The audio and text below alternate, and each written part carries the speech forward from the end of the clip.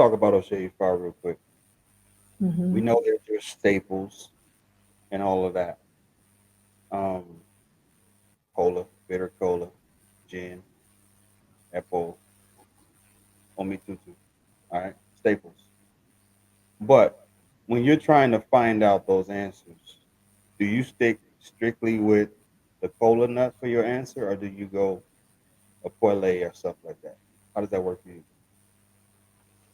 Well, being here in Tanzania, Africa, sometimes I do have to use my upwele because Obi and Orogbo are not in East Africa, not here in Tanzania. So sometimes I don't have it. So sometimes I do have to use my opwele.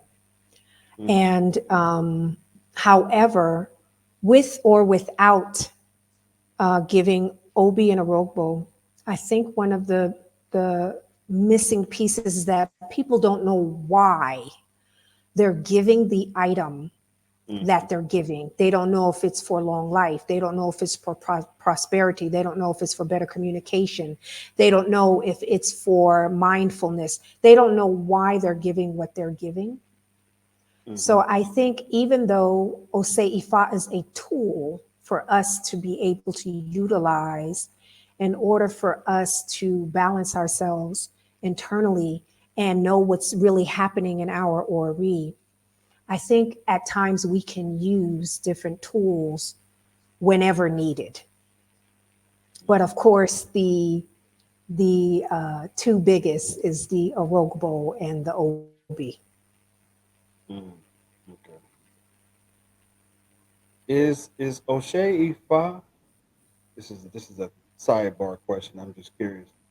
Is O'Shea Ifa to you like, because there's no Ori Day, but I think Ori Day kind of goes with each of the days. Period. But to me, O'Shea Ifa is like should be in conjunction with Ifa Day because it takes the Ori to be giving uh be giving authority to say, hey, I'm here too. I'm here seeking help. I'm here seeking guidance. Um, because Ori again, let's keep it real. Ori gets put in the back burner a lot in a lot of these particular rituals that we partake in.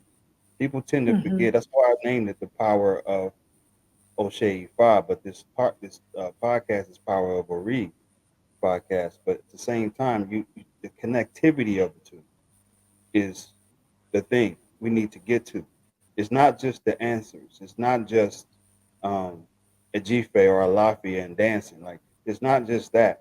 It's to me, it's about how does this apply in my Ori? How do I make this work within my mind? How do I get my mind to be able to accept what I'm being told here? But more importantly, especially again, if you've been initiated, accept what's being told to me in this so do.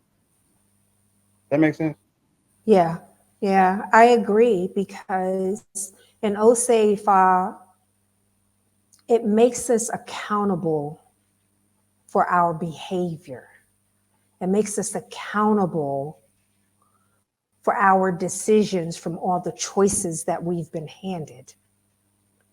And I think that, like Ori is every day, every moment, every second, Mm-hmm. right? We have to use our head, our Ori.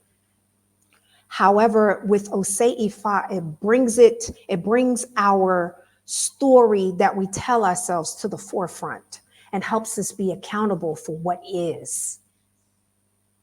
Mm-hmm. You know, we can't play around because when you cast, Ifa is going to say, "You lying." Stop lying to yourself. You know, tell the truth so I can get you to a more enhanced way of living.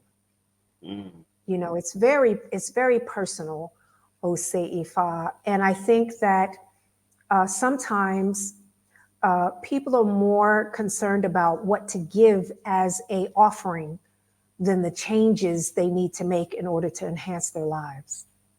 Because some people, I think, go into Ose Ifa trying to convince Ifa, oh, that's not going to work. That's not going to work. You know, so it's not about us um, convincing Ifa. It's about us accepting how we are handling our Ori.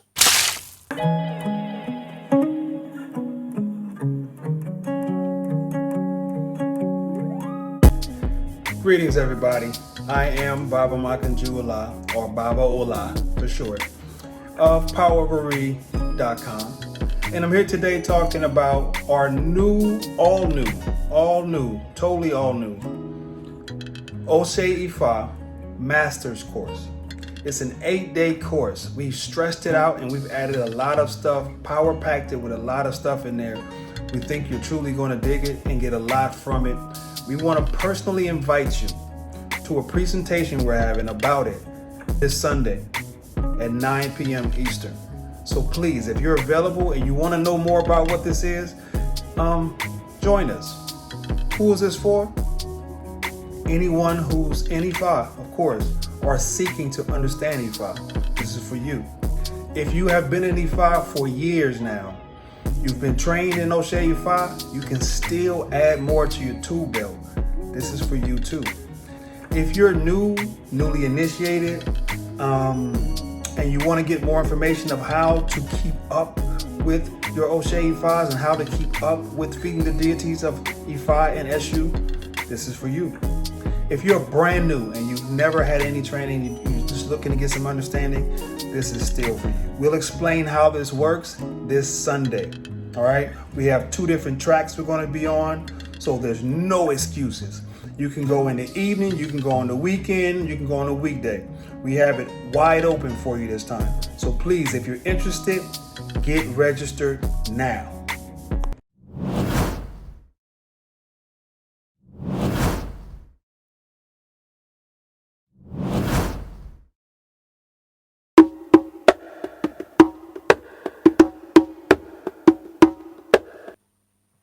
Let's do this foundationally again. Let's define Ose Ifa. What does Ose mean in the Ifa? Ose Ifa technically means Ifa week, but we say Ifa day. It's the day of coming to Ifa to have a moment of reflection.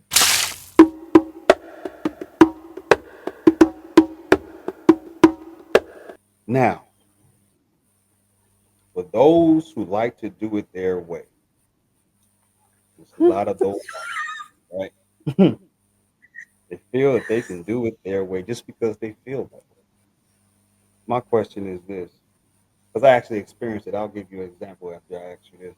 But what are the consequences of not keeping up with your Ose Ifa? Are there consequences, things that you may have to pay for because you keep missing them, you're not feeding it?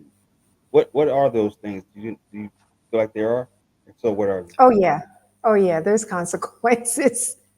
If Ifa tells me to be patient and I still am impatient, oh, I'm going to pay the penalty for that. Because not only did a divine energy take its time to tell me, be patient for the next week, it's like just throwing it back in its face and saying, oh no, I'm going to do what I want to do.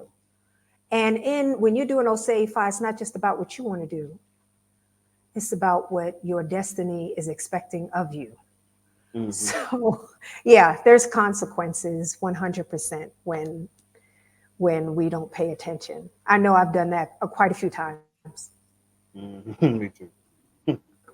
Now, what about consequences for not doing Ose Ifa at all? Like just skipping that day?